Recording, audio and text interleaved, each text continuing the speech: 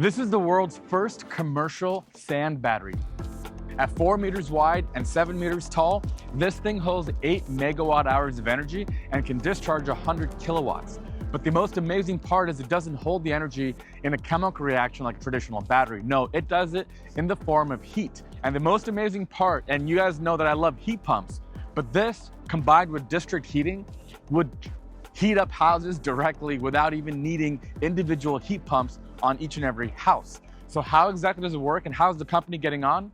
Let's figure this out together. I'm Ricky, and this is 2-Bit Vinci. This video is sponsored by EcoFlow.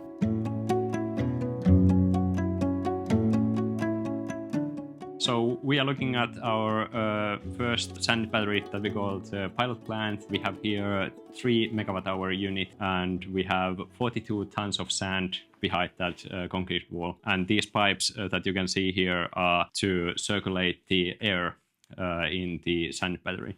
So when we are charging the sand battery, we have here resistors and the air is moving from here to the sand battery and will release its energy over there. And then the closed loop comes back and circles around and around. And then when we need the energy from sand, we position these valves in a different order. And then the hot air comes from the sand battery to these heat exchangers. And we heat the district heating water over there. And then it's taken to heat the houses. So at its core, here's how this works. It's a battery. It holds energy. And how it charges is when there's excess energy production, like if there's a lot of wind or solar, they can run resistive heating element, run air through there, pass it through some fins, and heat the sand inside. Then, when you need the heat later, you kind of reverse the cycle. Take the heat from the battery and then pour it out. Tell us a little about what kind of consideration goes into choosing the material. There are 3 main properties that we're looking into. So the first is density, because the bigger the density is, the more you can get this storage material in a small space. The second one is the heat capacity, and the third one is the thermal conductivity. So this is just the regular sand for the sand battery. And this is something you can find anywhere, it's cheap, and it has pretty good properties for all of these. And then there is the sample number 2, and that's magnetite. Good thing is that it's actually very dense. Yeah. So you can demonstrate a little bit. It's really heavy. Yeah. It conducts heat pretty well, but the bad thing is that it's not so easy to find and it's more expensive. But in some cases, it pays off because you can build a smaller storage with the same properties. And the final one, this is actually crushed soapstone that we get as a byproduct for a fireplace manufacturer. And this is the material that we use in the latest site in Pornainen. All right, we're here with EcoFlow at CES, and I want to show you something. Now, EcoFlow pioneered this entire segment. They make batteries ranging from this little guy all the way to batteries that can power your entire house. This is a smart home panel too. Fun fact, our entire office runs off of one of these. Down below is the Ultra inverter and batteries down below. What's amazing about this system is it has MPPTs for solar input, feeding into this, charging the batteries, and then powering the house all day. But what I want to talk about with you today is their next generation management platform called Oasis. And now Oasis is a AI-powered and driven system that takes all the products that you love and brings intelligence to it. Show me my home energy report. Total usage 858.27 kilowatt hours. Highest electricity usage totaled 208.18 kilowatt hours over 5 days, with 84% from solar energy and 16% from the grid, saving you $89.18. The top 5 electrical appliances in terms of electricity consumption. That's cool. Execute this plan. Can save energy 20%. Save money $102. These are all the results I prepared for you. Execute this plan. Yes. So because it knows how much you pay for electricity, it knows when you're charging from solar, it can turn things like your air conditioning off. So check out our links below to learn more about the EcoFlow Oasis platform and see how you can save money on your bills today. Huge thanks to EcoFlow and you. Now back to the show. What's really cool too is they can export that heat in a couple different forms. One would be air, hot air. Another would be hot water, which is how district utilities in cities and urban centers would work. All right, so I asked the people here in Finland, what does a district heating line actually look like? And they were kind enough to just go ahead and rip up this entire street behind me to show us. But right here, you can see these big black pipes. Those are transporting hot liquid, hot water that gets heated from something like a sand battery, and it gets distributed around the city underground through pipes just like this. And that's district heating. How awesome is that?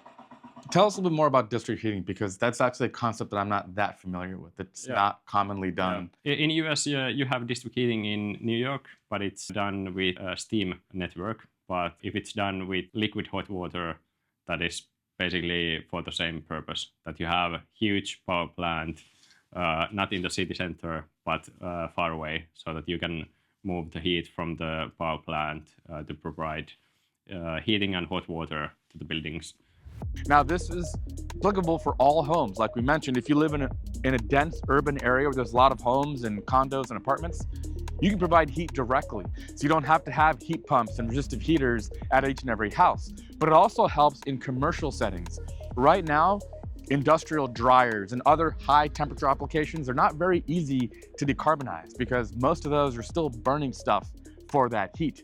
But with a system like this, you can be pumping out very high temperature steam for those applications. So residential and industrial applications, all from stored energy in sand.